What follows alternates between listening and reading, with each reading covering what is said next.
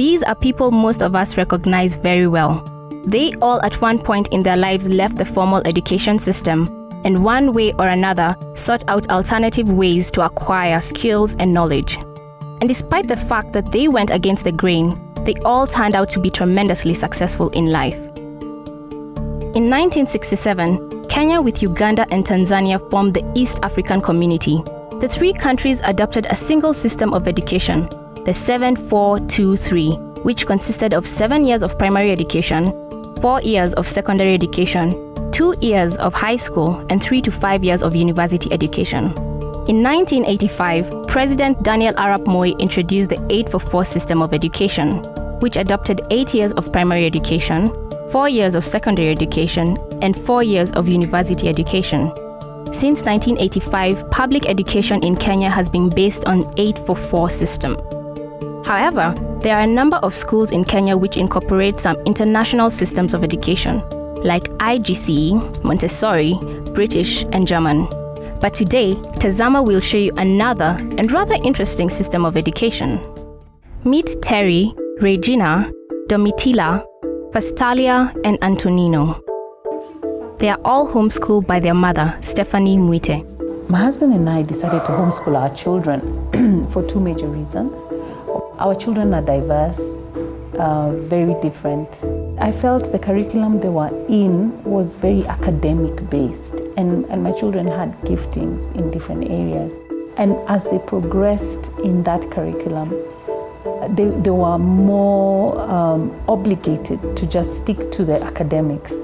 And in fact, my two girls just started losing confidence, and they couldn't even keep up with the curriculum because they felt it's a bit too much for them. So we decided, why don't we try for other alternatives? And that's when we came across the accelerated Christian education. For a more comprehensive understanding of the homeschooling system, Stephanie referred me to Enoch Mohol, the Ministry Director of Christian Education Mission, East Africa. Actually, AC stands for Accelerated Christian Education, and it is a fully fledged curriculum. Just like you talk about GCE, you talk about 8-4-4, and you can go on and go on. But the AC curriculum is based on Christian principles and on Christian ethos. It is also an individualized curriculum, which means a child is able to work at their own pace. ACE ministry, we try to comply with the regulations set by the local government authorities on education. Now, what we do, for instance, in Kenya is that we are registered with the United Kingdom Examination Center. It's called the International Christian Certificate on Education Board. That body then issues our children with the certificates at the end of their high school. And they do some exams, they do some coursework, and those are moderated by the UK, and then they issue certificates that then allow the children to access higher education. Universities don't necessarily accept AC students. Universities accept students based on qualifications that are presented to them. So universities would look at the qualifications. So if we go to university and tell them, look, this child has attained the advanced certificate, ICCE certificate, which is comparable to Cambridge International A-levels, they do their own background research. And if they are convinced about it, they will then be able to allow a student for admission. We have placed students at the Daystar, we placed students at USIU and in KEMU. Studies have been done to compare performance of students who are homeschooling vis-a-vis students who are going through the public school system. A study was done by a renowned scholar called Gray way back in 1981 in the United States of America. And the results were shocking. Homeschooling students were performing much better on a percentile basis above the expectations of the normal public schools. Now we have a new Education Act. It's called the Basic Education Act of 2012. They've broadened the definition of education. If you look at the definition of a school, it is being defined to involve even mobile schooling, distant learning, correspondence learning, accelerated education. It's so wide. Informal learning, that is still part of a school. So I wouldn't say it is illegal.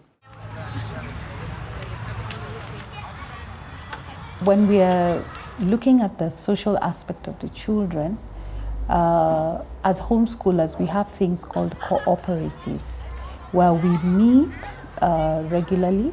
For us, it's every Thursday, and we have another one on Fridays.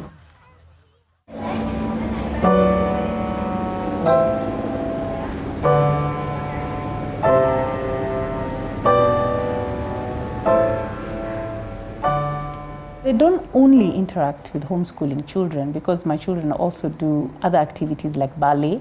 There they have all sorts of children there from all different schools. When they are doing their athletics, they are with children from different schools. When they're doing their tennis, they are with children from different schools. When they are doing their swimming, they are with children from different schools. So every day they are interacting with children from different schools.